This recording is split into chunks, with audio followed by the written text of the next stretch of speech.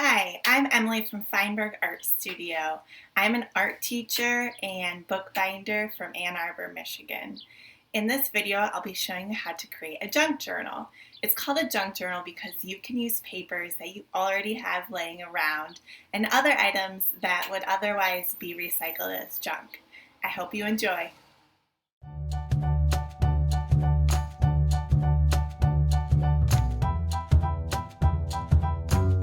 These are the tools you'll need to make your junk journal.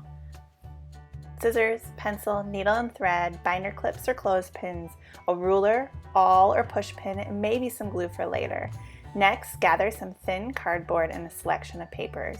I like to use things I already have laying around like book pages, old cards and envelopes, and some of my painting experiments. I'll first show you how to make a junk journal with one signature. A signature is a group of folded pages. Fold and cut your thin cardboard. I made mine 4 inches by 6 inches. I would definitely recommend starting somewhere around this size for your first one.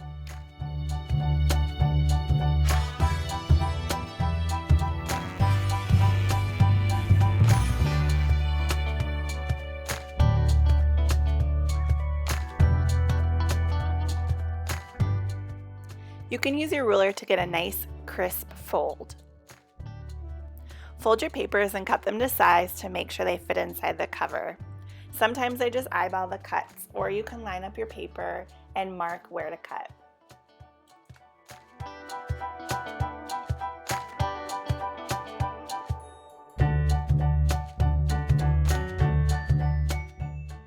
Nest your folded pages inside of each other to create your signature.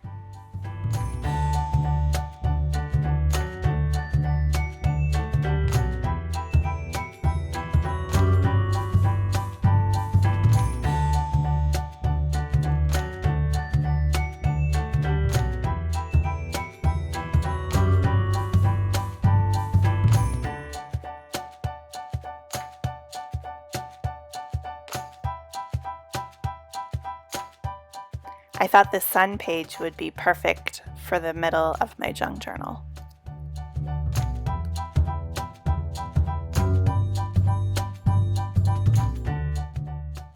Once you have all of your pages folded together, place them inside your cover. Tap everything together on the table to make sure they're fitting snugly together. You can use scissors to trim everything to size, or you can use a box cutter and a straight edge. If you'd like to use a box cutter like I am, grab some scrap cardboard to put underneath. Line up your ruler and carefully trim a straight edge. Use your clothespins or binder clips to hold everything in place. I prefer to measure my holes, but it's not totally necessary as long as you have 3. I make a mark right in the middle and then an inch in from each side. Use your awl or push pin or whatever you have to punch the holes. I put some cardboard underneath so I'm not punching into my table. You could also flip it over and just make sure your holes went through all of the way.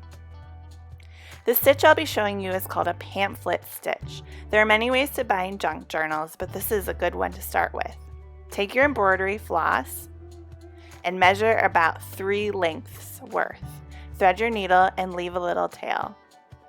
Start on the middle hole on the inside and pull your thread through, leaving a tail on the inside.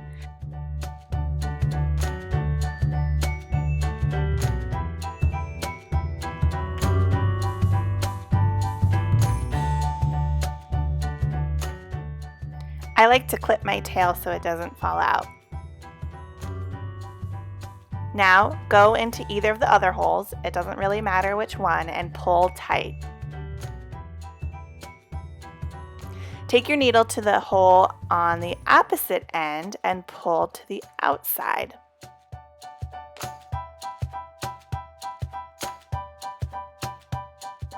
One last pass through the middle hole.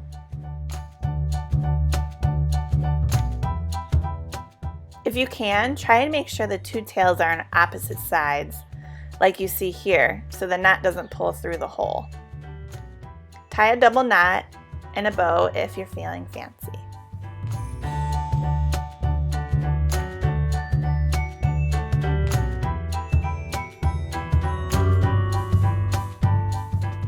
And there you have it, a fun junk journal to write or create inside of.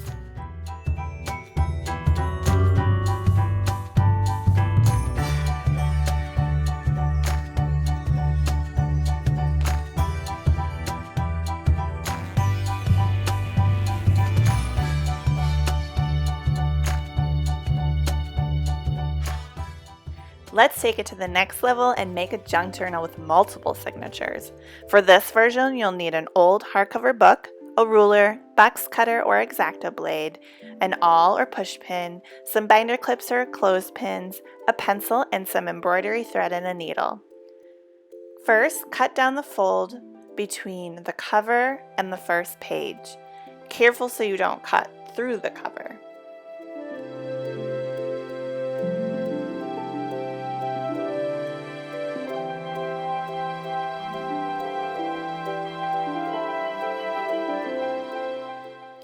Do this again with the back cover.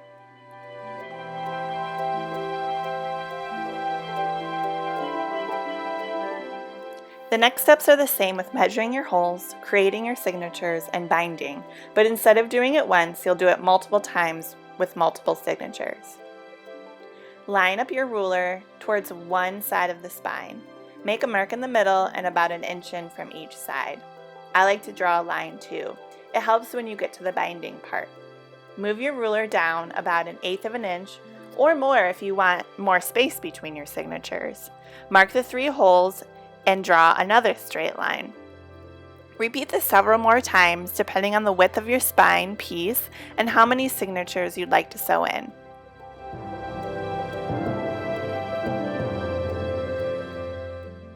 Lay down a scrap piece of cardboard underneath and punch the holes.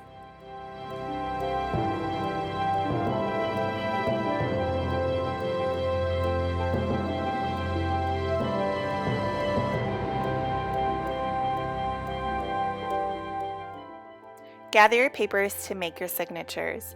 I like to have my outside piece to be about the size of the covers to make it easier for measuring. I have about 7 or 8 pieces of paper within this signature.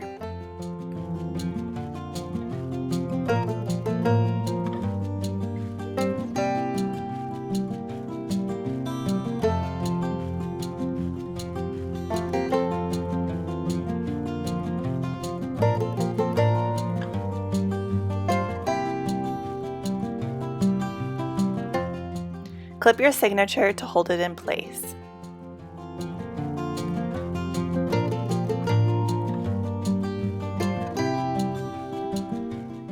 Measure out your 3 marks, 1 in the middle, and then 1 on each side about 1 inch in. And then punch the holes.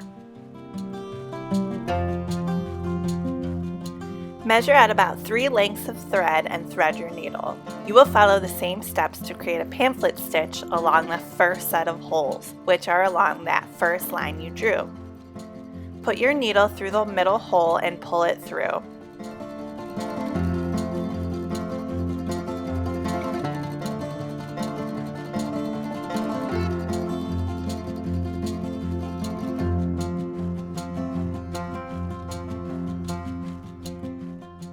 I'd recommend clipping your tail in place. Next, put your needle through the end hole along that same line.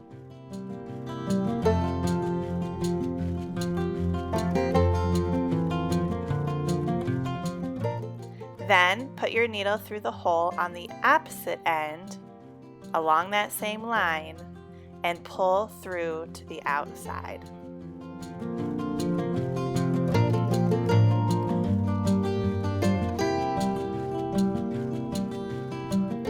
One last pass into the middle hole and tie a knot like you did before.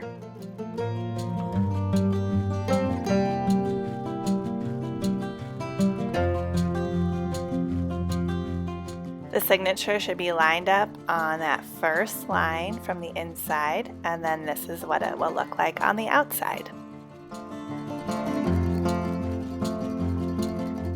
Repeat this process again by making another signature.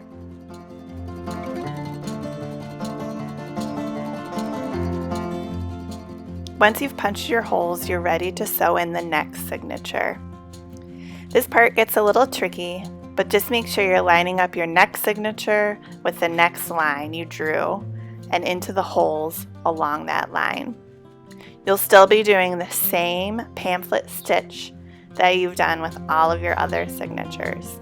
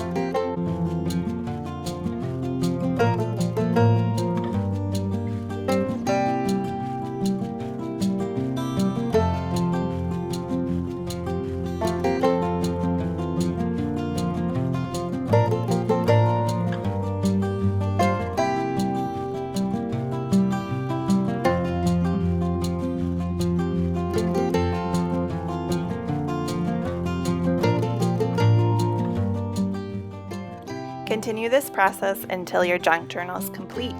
I still have 2 more signatures to sew into this one.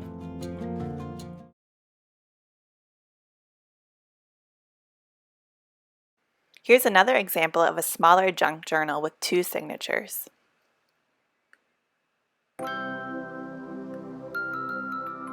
Now that you have a couple of completed junk journals, here are some ideas of what you can add inside.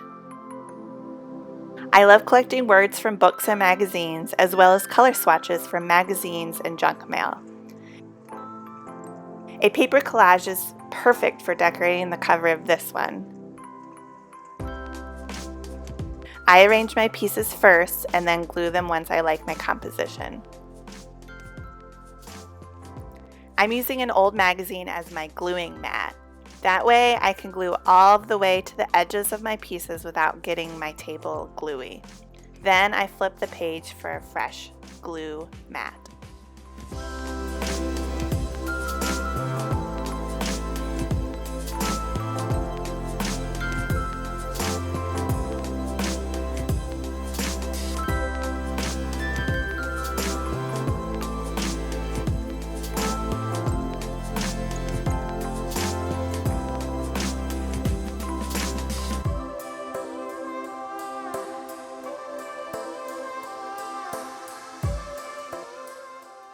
I'm using colors that are next to each other on the color wheel, greens and blues, which go really well together. These are all pieces that I cut from magazines and junk mail. I cut this little circle from gold paper from a chocolate bar. You never know where you'll find fun papers to use.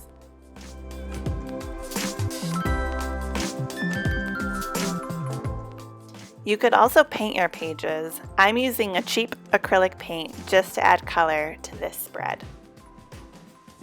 Sometimes I don't really have an idea of what I'm painting, but I just start and see where it goes. I'm using a clip to hold my pages open while I work inside.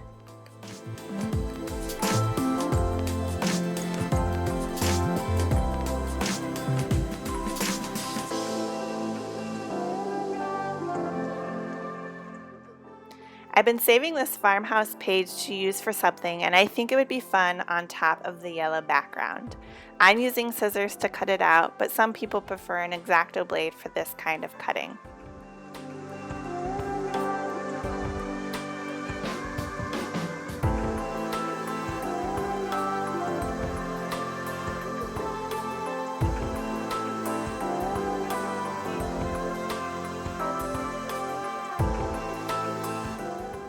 Like I said earlier, I also really like to save words and quotes from books. I found one that will go well on this page.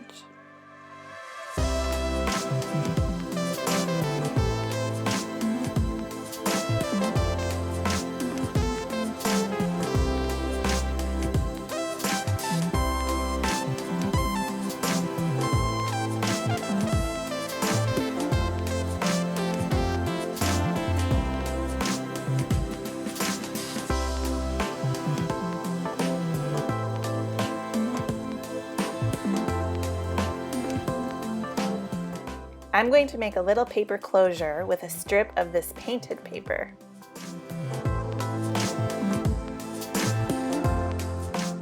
I'll glue part of it to the back and fold it over to the front.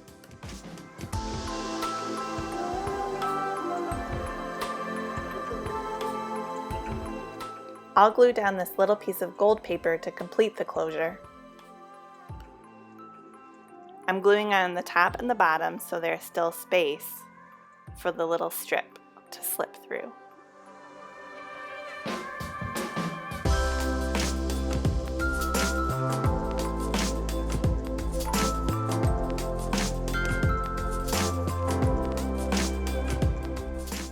There are truly unlimited options of how to make junk journals, what you can use them for, and what you add into them. I hope this video has given you some ideas to get started and inspired you to create your own.